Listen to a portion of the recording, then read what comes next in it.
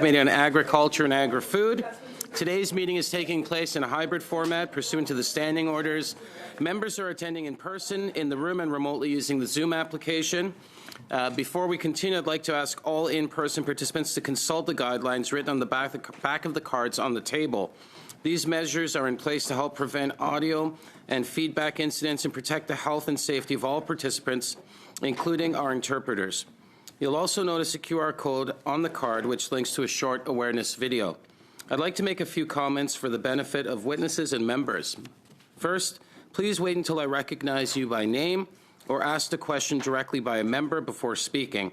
For those participating by teleconference, click on the microphone icon to activate your mic, and please mute yourself when you're not speaking. For those on Zoom, at the bottom of your screen, you can select the appropriate channel for interpretation, either Floor, English, or French. For those in the room, you can use your earpiece and select the desired channel. I'd like to remind witnesses that committee members may ask questions in either French or English. You will need interpretation. Please take a moment now to prepare your earpiece and select the listening channel you need in advance in order to take full advantage of the time allotted for the questions and answers. A reminder that all comments should be addressed through the chair. And for members in the room, if you wish to speak, please raise your hand. For members on Zoom, please use the raise hand function. The clerk and I will manage the speaking order as best we can, and we appreciate your patience and understanding in this regard. Pursuant to Standing Order 1082 and the motion adopted by the committee on Thursday, September 18, 2025, the committee is resuming its study on food security in the face of global insecurity. We have three witnesses joining us here today. Mark Bercer, Seed Cleaning Inc., and Karen Bercer, Farm Manager, will be joining us from Prince Edward Island Federation of Agriculture. Donald Killorn, who's the Executive Director, and Strawberry Hill Farm, Tim Livingstone, who is the co-owner. And we do have a few MPs that are substituting today for others. I think for the first half, MP Al-Sud will be substituting for MP Chattel, and we have MP Cronus, who is substituting for MP Gourd. Welcome to our committee, and thank you for joining us here today. For our witnesses, you'll have 5 minutes, up to 5 minutes, for opening remarks, and then we'll proceed with questions. I'd like to invite Mr. Killorn from, is it Killorn? Yes, it is. Okay. Welcome to our committee from PEI. You have 5 minutes, sir. Thanks so much, Mr. Chair, for the invitation to join you today. My name is Donald Killorn. I'm the Executive Director of the PEI Federation of Agriculture. I'm here today to discuss with you food security in the face of global instability. As I'm sure you know, 24% of people in Canada live in food insecure households, about 10 million people, with 2.5 million being children. Those percentages are very similar to what we see in Prince Edward Island, which is remarkable because we grow so much food on Prince Edward Island. Food security is not simply the ability to grow food, it is the outcome of a complex system. That includes agricultural production, labor availability, transportation, processing, trade, land use, environmental stewardship, and public policy. Disruptions in any of these areas can ripple through the entire food system, affecting affordability, availability, and the resilience of the food system. Our expertise at the PEI Federation of Agriculture is at the grassroots. It's in the farmers' fields. And in those fields across Canada, there is a bottleneck. Information struggles to move between the field and the larger food system. Farmers are wary of how their data is handled. As Canada considers both its AI strategy and its food security strategy, we must take this opportunity in that space where they overlap to build intelligence for farmers that connects the food system to the farmer's field.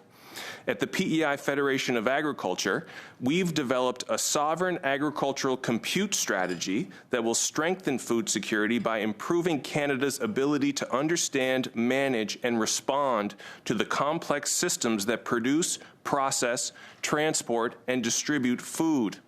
Our efforts began by building Ag Intel, which is a precision agriculture platform that runs on artificial intelligence. We quickly learned that the future of precision agriculture is not the development of artificial intelligence that understands farming, but rather the implementation of a national sovereign compute strategy that reduces the resources required to equip our Canadian farmers with the technology needed for them to drive improvements to our food security. By keeping agricultural data, models, and computational capacity under Canadian control, the Canadian Agricultural Compute Strategy enables better decisions across the entire food system, from farm-level production to national food security planning. This transforms sovereign compute from a technology initiative into a foundational piece of our food security infrastructure.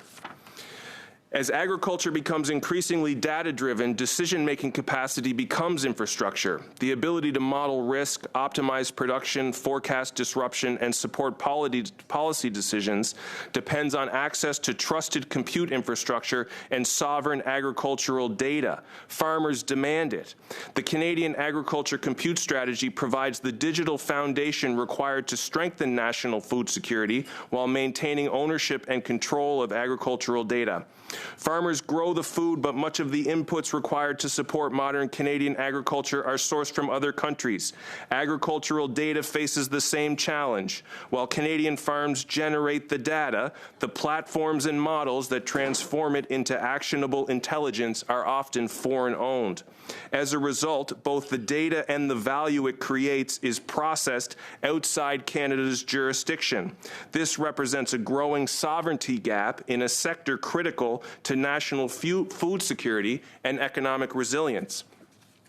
A $150 million investment in sovereign agricultural data infrastructure turns Canada's farm data into a national strategic asset, strengthening food security, keeping the intelligence layer Canadian, and returning multiples of the spend in farm-level value.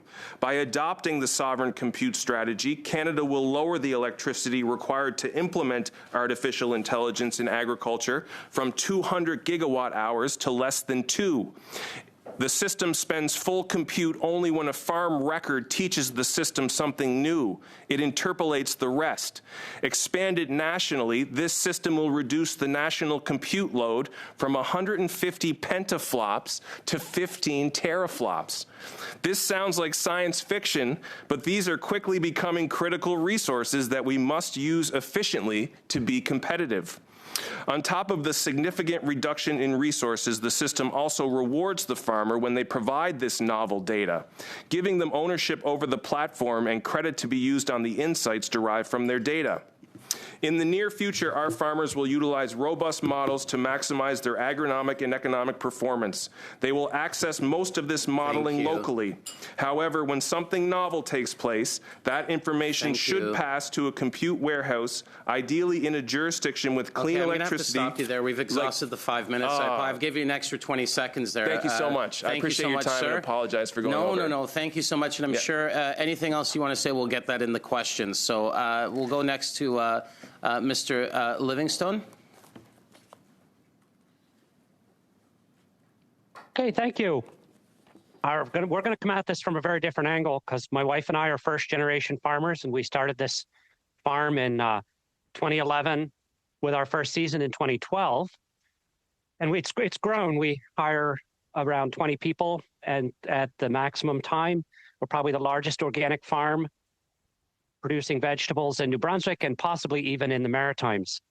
We're highly diversified, and we do a lot of home delivery and local pickup.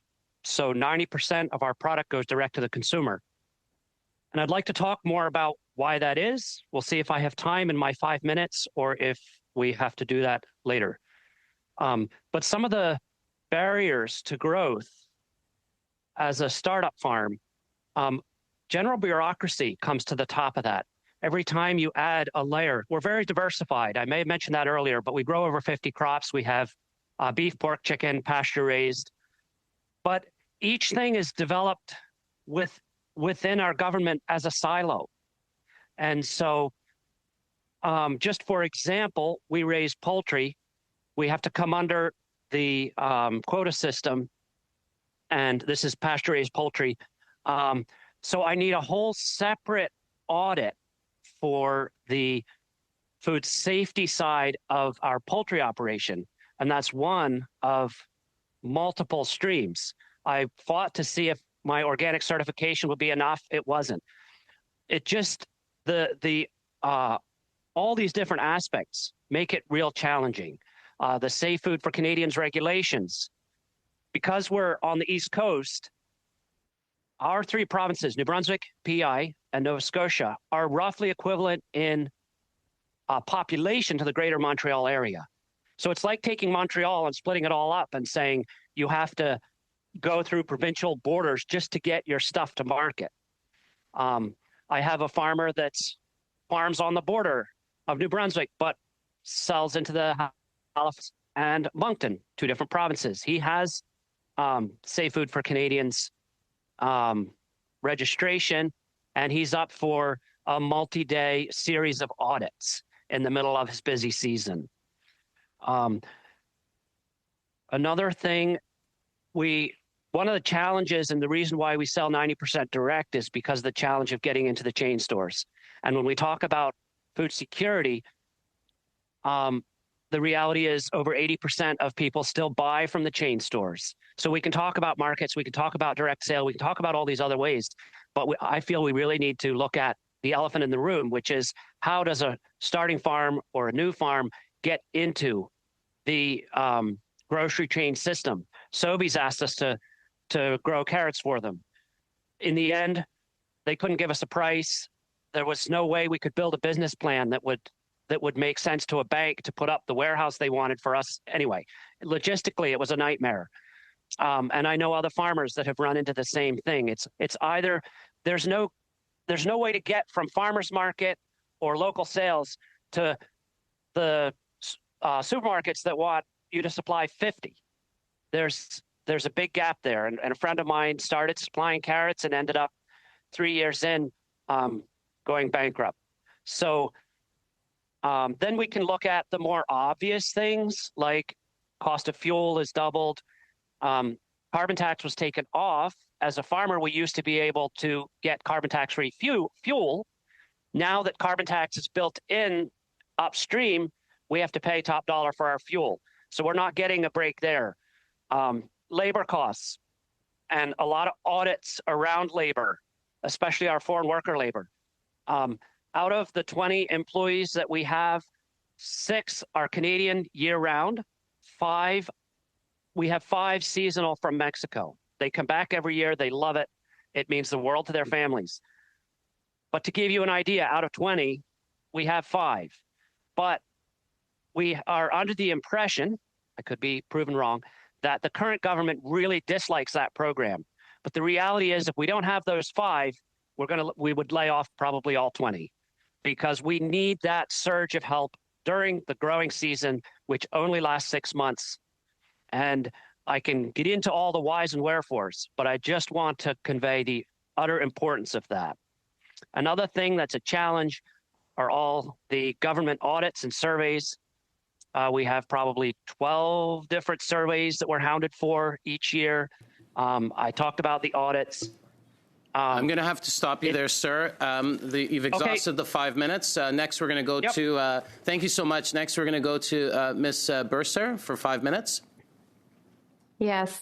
Je vous remercie de m'avoir invité. Thank you for having me today. I'm Karine Bercier. I am a chartered accountant and a former agricultural tax expert. For the past 8 years, I have been a field crop farmer alongside my spouse and in-laws here in the St. Isidore region of Eastern Ontario.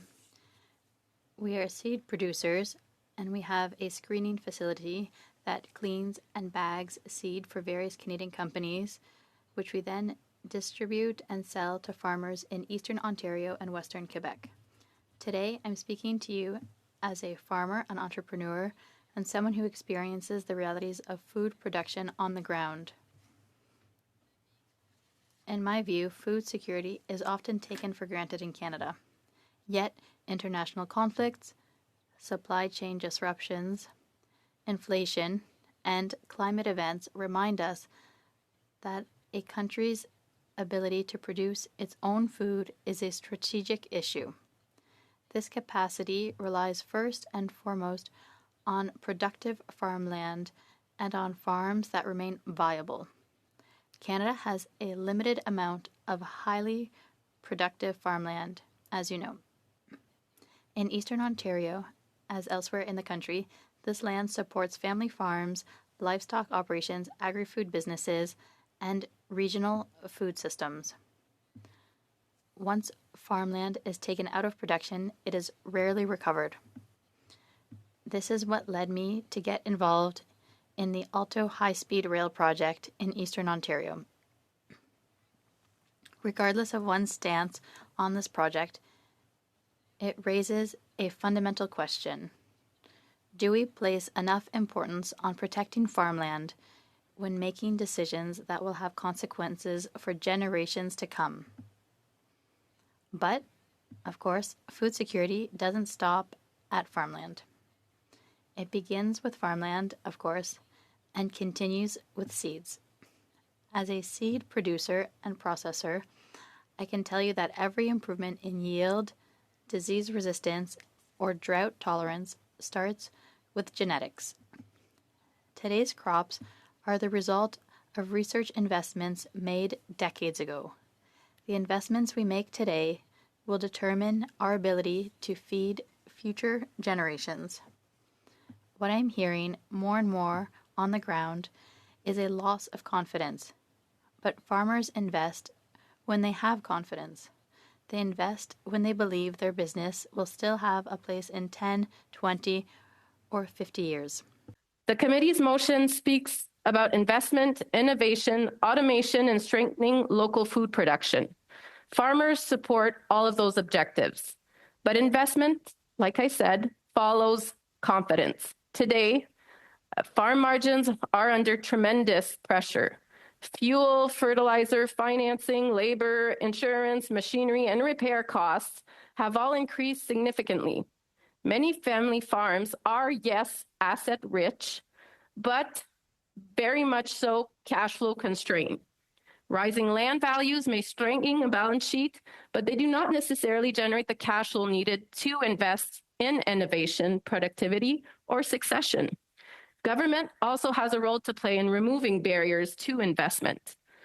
Programs intended to encourage investment and innovation must work not only in urban Canada, but also in rural Canada. Consumers increasingly want food that is local, traceable, and produced closer to home.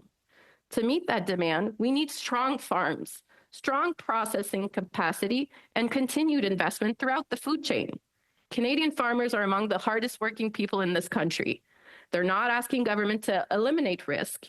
They are asking the opportunity to farm. They're asking the opportunity to compete. They're asking for the opportunity to invest in their businesses and succeed through their hard work, their innovation, and their ability to manage risk. My message today is simple. If Canada wants stronger food security, we must protect productive farmland, invest in seed genetics and innovation, support domestic processing capacity, and create the conditions that encourage long-term investment. Because food security starts with productive farmland and continues with seeds. Because food security depends on profitable farms, not simply productive farms. Because investment follows confidence. And because in an increasingly uncertain world, food security is national security. And a country that cannot feed itself is a country that is very, very vulnerable. Thank you. Thank you very much. We will now turn it over to the Conservatives for 6 minutes. Mr. Bragdon. Thank you, Mr. Chair, and thank you to all the witnesses today. Honored and glad to have you here bringing the perspectives that are needed at this time. I will be directing most of, if not all of my questions to Mr. Livingston today, who happens to be from New Brunswick, a province I happen to be from as well. And Mr. Livingston, I just wanted to start off by asking, you mentioned a lot about the bureaucratic barriers that are inhibiting the ability of farms to maximize their potential and to help lead us in a direction towards more food security in Canada. What would be some suggestions that you would have to help alleviate those barriers at a national and localized level?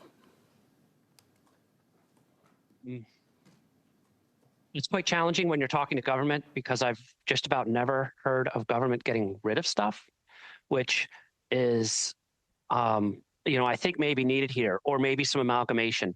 I want to start this though by we're all for safe food. So it's a really difficult discussion to have because all these different rules and regulations, be it Canada GAP, be it SFFCR, and there are other organic certification, the standards around poultry production, all of these things came out of presumably a need. And none of us are against that.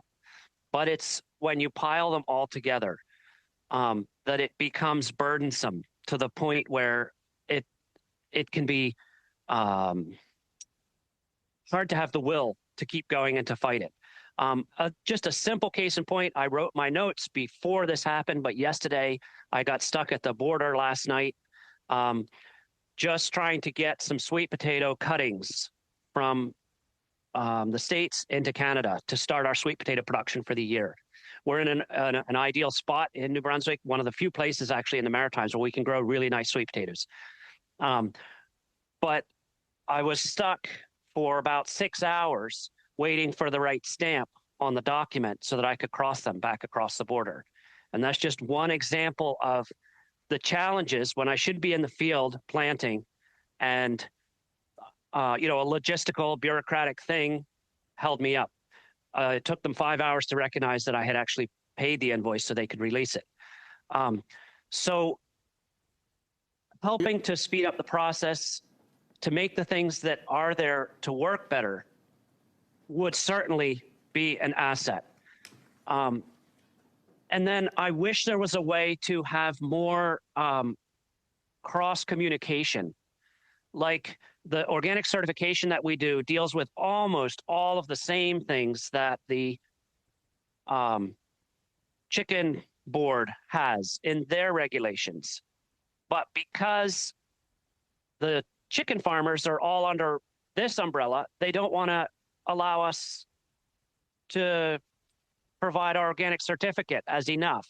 So now I need yet another audit in order to raise 5,000 birds on pasture. It's these kinds of things. If I had a $2 million or $3 million business and I could hire somebody full-time, we're getting close to that. It's close to being able to hire somebody full-time, but it becomes a full-time job just to manage the logistics around these governmental departments. I have a friend who grows about half the annual volume that we do, and he's kind of strapped in this middle management crisis where he can't do everything, but nor can he afford to pay somebody to do everything for him. Okay. But this is all part of growth that's necessary if we're going to have new farmers supply the system. No, that's good. And thank you, Tim. It's very insightful. I wanted to follow up with a couple little questions here that do coincide with this. We know research is such a big and important component of agriculture and being able to have access to research. And I'm sure you're aware that recently there was an announced closure of the research center in Swift Current. And as it relates to organic farming, organic farming in Canada is around an $11 billion industry and growing. Shutting down this program may save, I think it's estimated, about $1 million, but the long-term cost of this could be extremely high. Do you have any comments around that and the importance of research and that as it relates to organic farming and the business that you're in? Good question. Yes, I've learned a lot of what I've learned through conferences, through being on national boards. I have visited some of the research stations across the country. It is really, really important, especially in organics, because a lot of the systems we use in organics do not provide a lot of income to a chemical manufacturer, or there's a lot less incentive to find, say, mechanical weeding solutions or other solutions than, say, a chemical. It's not to badmouth anything or not to say one's right or one's wrong, but I believe that a lot of what we do in organic is for the greater good in terms of less chemicals in the environment, less chemicals in the food. It's part of a whole system, but it's very hard to get that looked at, and it's very hard to get investment in that. but it's really, really important as new weeds come up, as new systems come up, we have to stay competitive. There is a model which I think could potentially help. And this is not to say we should close research centers. I would never go there. But on-farm research is something that is supported a lot in the States. And actually, they had a grant in Maine, that's the state next to me, where the government bought a whole bunch of different cultivation equipment and then loaned it out to farmers all over. And I actually imported some of that myself because I'm friends with a researcher and I go down and visit their meetings. I had to pay taxes as if I bought it, but I imported some of that to try it on the farm, and then I was able to say, okay. I'll Thank buy a you so much. $10,000 unit. Okay, next we'll go to the Liberals for 6 minutes. MP, is it Mingarelli? Are you next? Okay. Okay. Thank you, Mr. President. Thank you to all the witnesses for being here today. Je vais tourner mes questions envers vous. My questions will be for you, Ms. Bercier, a farmer from my riding, Prescott, Russell, Cumberland. Welcome to our committee. As the largest producer of certified seeds in Canada, what do you think of the resilience of the Canadian seed system in the face of recent international shocks? Évidemment, Of course, it's not easy. We had some good years in 2020, 21, 22. The prices were on the rise. So it was very good for field crop operations. We were able to invest more in our infrastructure. We were able to invest in purchasing more available farmland and all of that. But today, for seeds, it's difficult to be competitive. Ourselves, we offer Canadian products, of course, and we are competing with major players, multinationals. So often,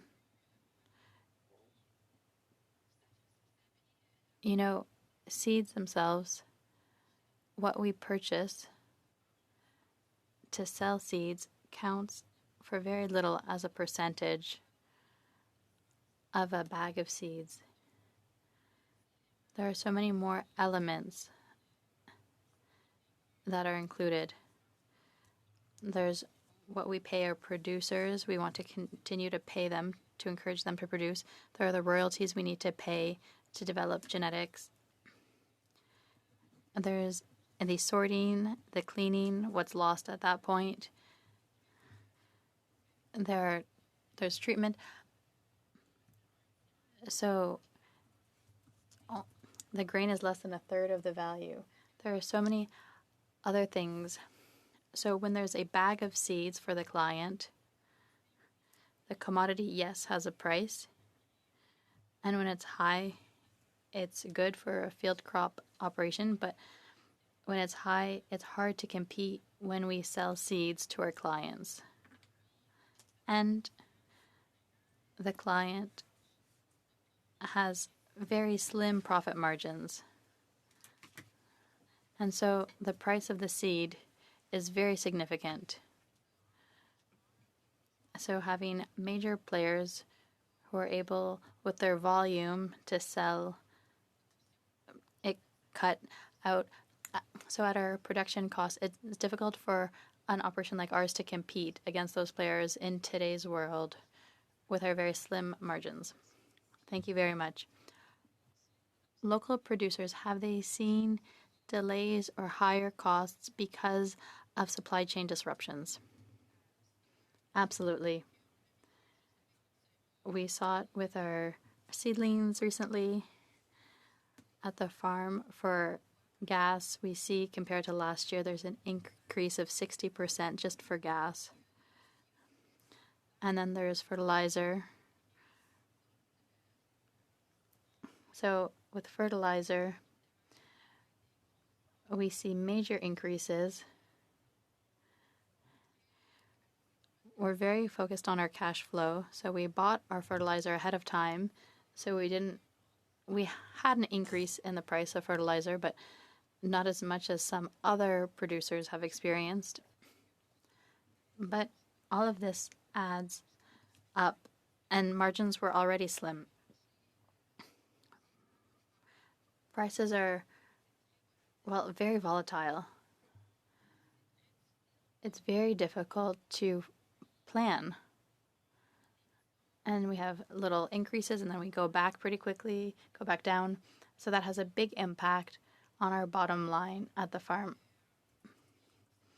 And it's in those cases that it's difficult to plan investments because there's so much instability for the cost of inputs, but also for the price when we sell. Thank you. In your view, what is the most urgent measure that the government should implement to secure seed production and to protect long-term food security? Well, I see two very important aspects. First, there's the importance of protecting our farmland.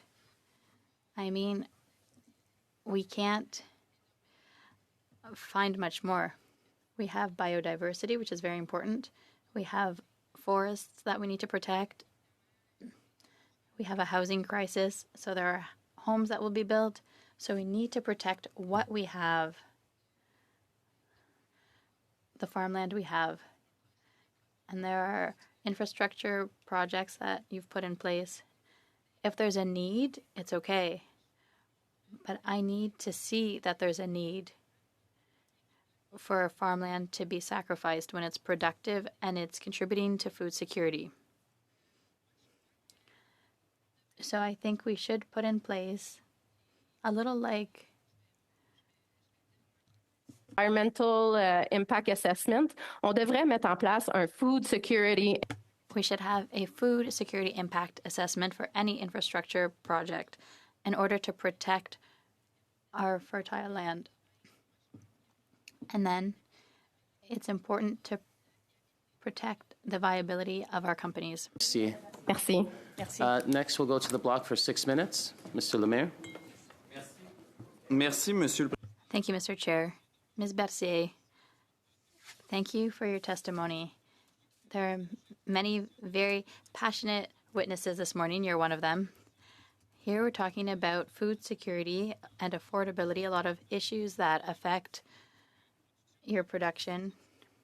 You're at the heart of food security, but the government wants to build high-speed rail that could devastate some of the best farmland in Quebec and Ontario, potentially yours.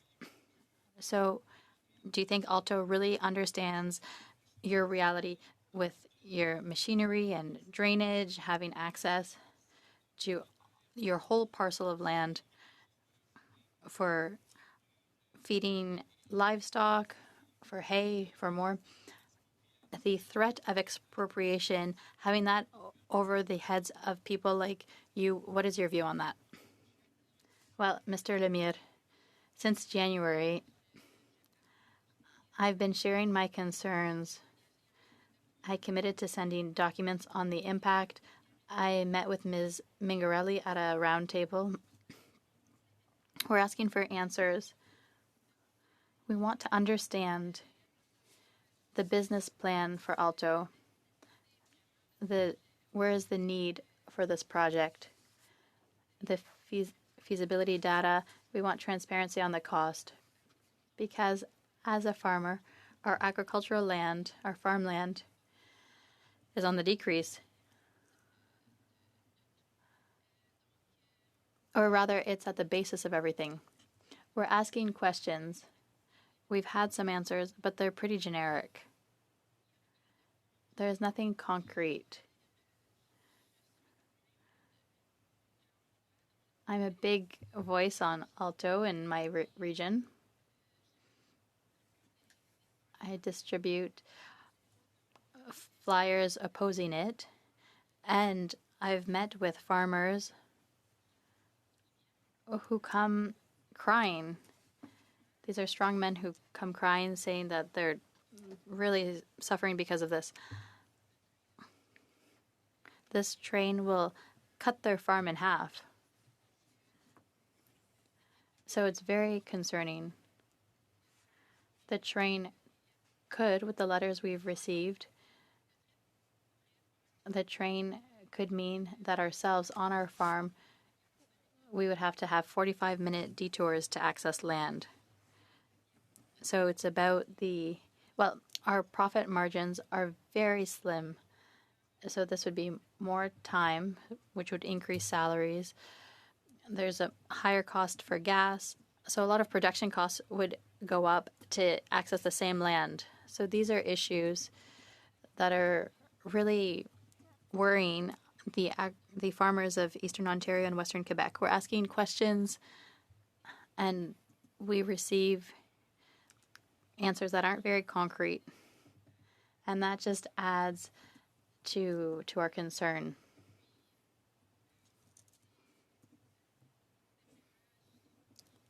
Well, I'm emotional about all of this. We're asking questions. We want to know, myself on the farm, since we haven't had answers, if our land is all expropriated, we need to prepare. I've started having land assessed, and that will have a cost. And maybe the land won't be expropriated, but we have to prepare. I spoke to my accountant, my lawyer.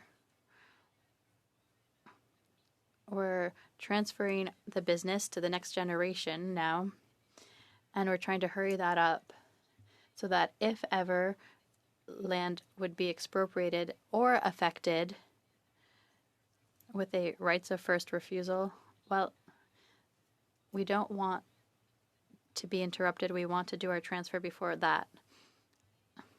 And so that's a lot of work for our accountants, our lawyers, and all of that for something that might happen. So farmers are concerned. Farmers have lost some trust and confidence. And we had a plan. We were looking at diversifying here on our farm. We were looking at the input program for chicken here in Ontario.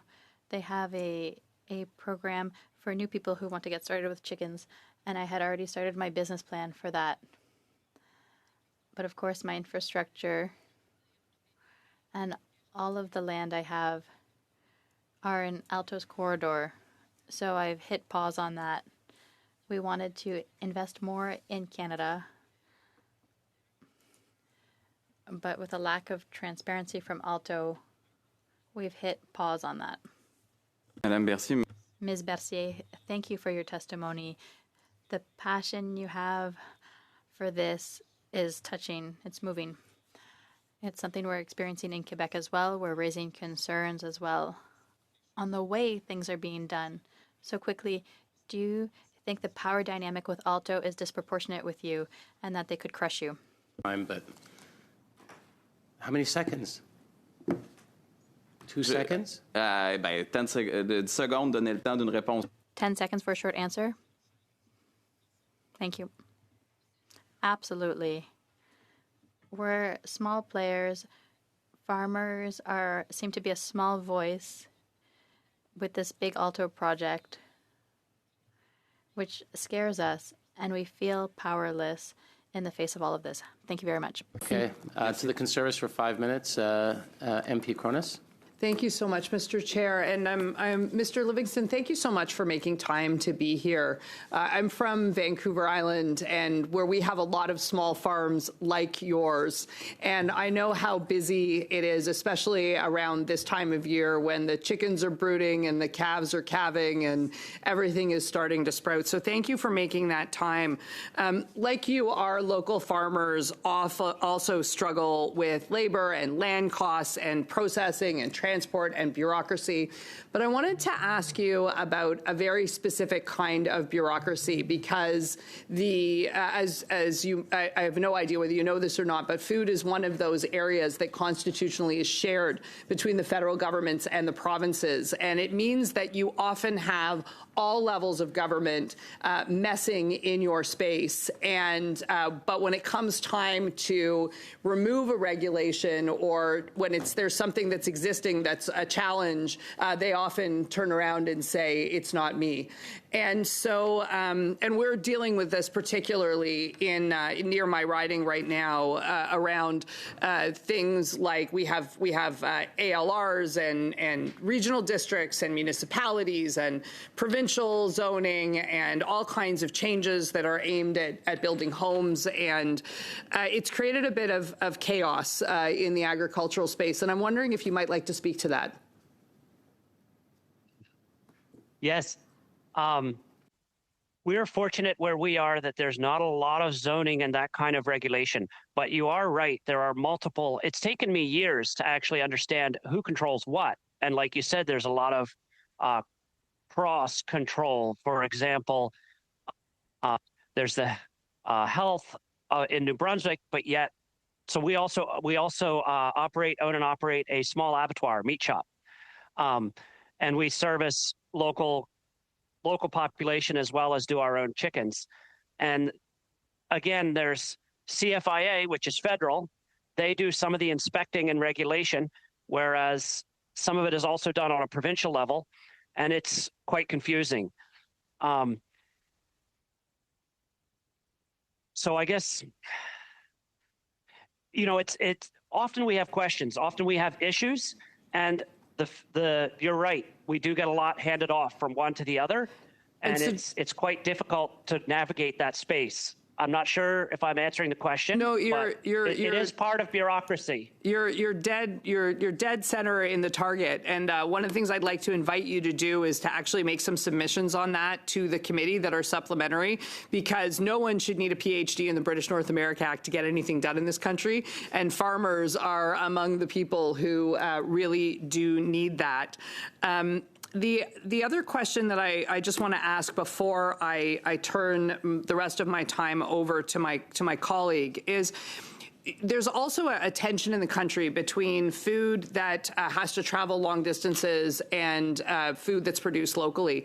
Do you think that we do enough to measure how much food is being produced close enough to where Canadians actually live?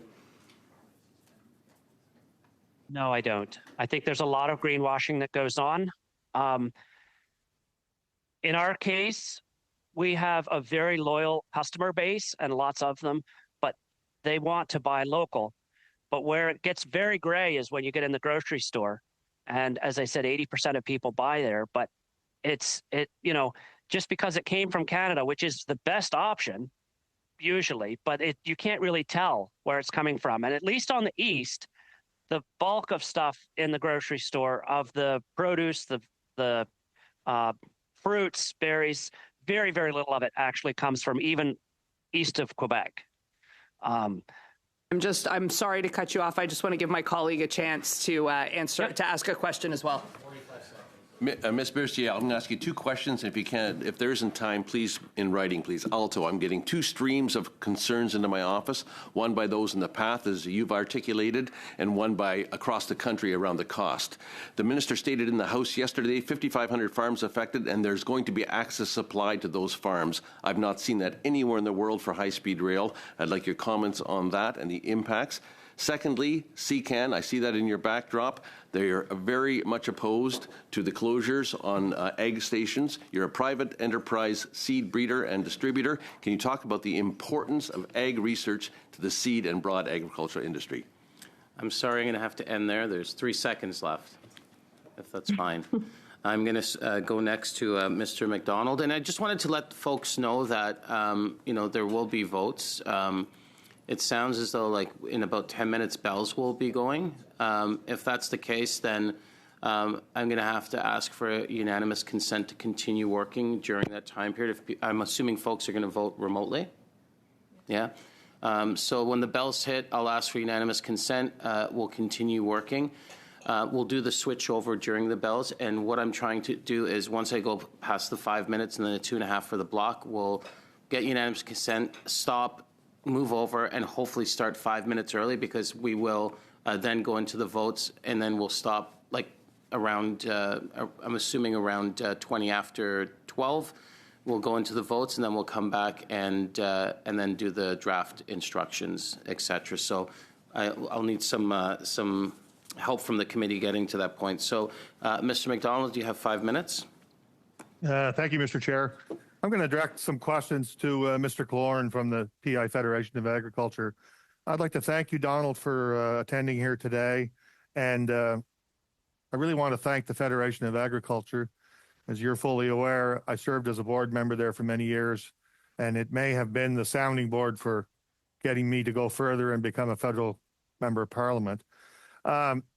We know that the Federation in PEI serves as a strong voice for producers across all agricultural sectors.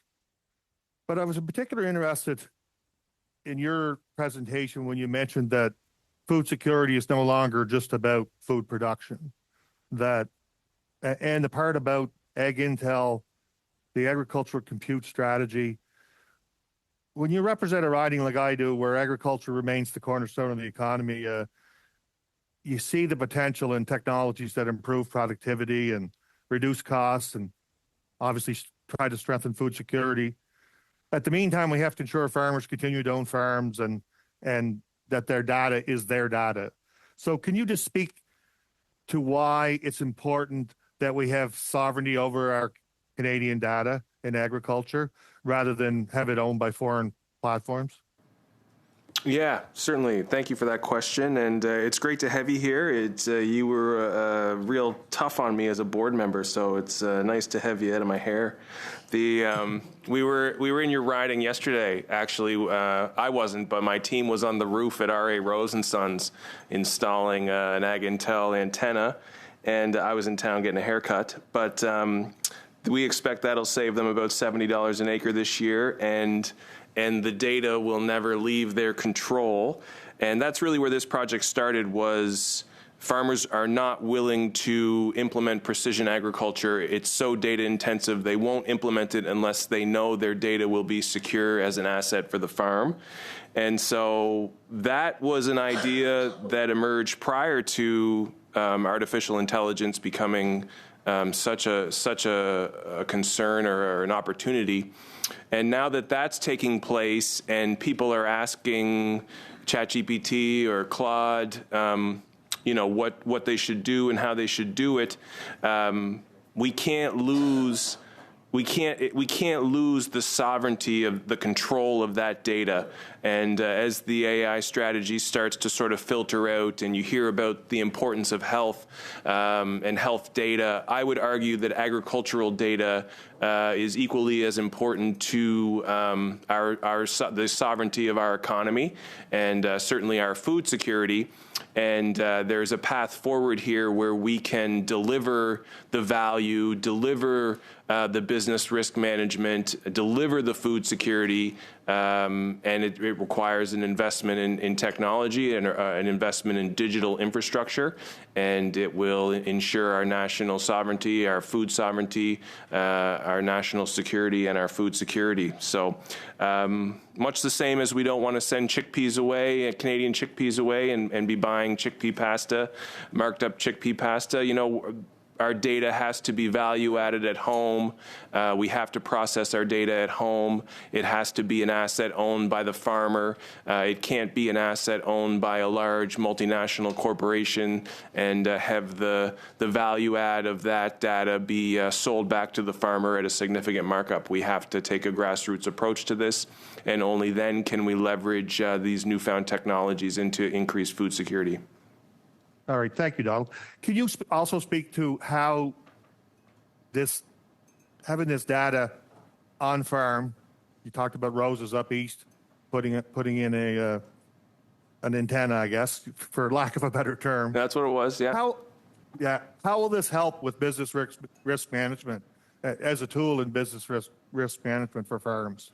Well, I really think that's the most exciting part about it, and as we get into the serious business of the next policy framework for agriculture, it's clear that at the national scale, business risk management is going to be the debate, and we hear about the problems, but we don't hear a lot about solutions. We hear it's slow, it's backward looking, it's blind to the challenges of climate change. My understanding is that 40% of agri-stability payments, come over 8 months after the program year ends. So our vision for business risk management and data infrastructure is parametric insurance, best practices, climate best practices, supporting business risk management, rewarding farmers when they're creating more resilience. I think if we could go back and take a moment before the second round of OFCAF began, we could have done quite a bit with that money to further these goals and get to these goals. Thank you very much. BMR is going to require a huge investment. Thank you. Next, we'll go to the Bloc data. Québécois for 2.5 minutes. Thanks, Donald. Merci, Monsieur le Président. Thank you, Mr. Chair. Ms. Bercier, I was very moved by your testimony and the vision you have of agriculture. In an article from Le Droit, it says that selling fertilizer, green fertilizer, and the resilience, your spouse was cited. In Quebec, you give the bill for the green fertilizer and you're reimbursed. That type of practice, would it help foster that transition toward more resilient farms? And when the government is involved in having things grown close to home to lower prices for producers, that's how we will increase food security and affordability for consumers. Absolutely. Over the years, in recent years, for about 5 years, we've seen a huge increase in the sale of green fertilizer. It's up year over year. It's very encouraging because especially in recent years, we've thought, with the economy and tight margins, farmers will invest less in green fertilizer because it's something they'll cut. With green fertilizer, it's an investment for the long term. It's not the next year that you automatically see the benefits of the green fertilizer. It's really for the long term. But in recent years, we've been encouraged, both in Ontario and Quebec. But I have to say, in Quebec, we sell much more sophisticated green fertilizer because they receive that subsidy from the provincial government. So they're more encouraged to invest in their soil and to enrich the soil to have a higher yield in future years. So of course, there's resilience that comes from that and benefits for future generations when we invest in green fertilizer. And it would be wonderful to have a program. Yes, there is a federal program. It's a little complex in the sense that, well, the terms are in English.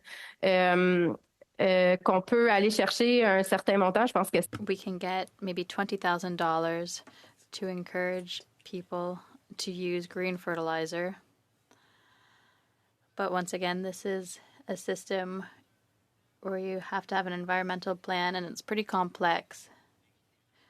And it's first come, first served. But if we could encourage the federal government to have green fertilizer.